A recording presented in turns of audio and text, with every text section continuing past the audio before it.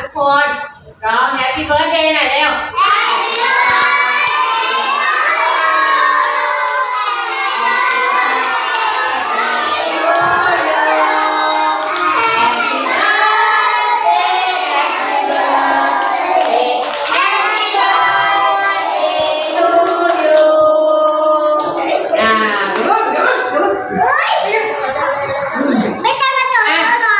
ช่วยกันพูดหน่อย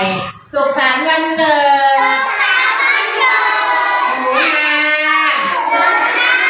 เป็นเด็กดีนะคะเรียนหนังสือเก่งๆนะคะไม่หยุด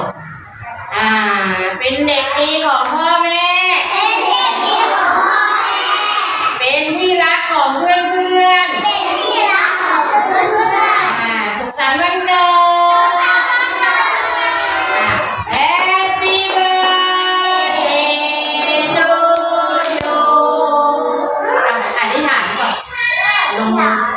ดลงมือ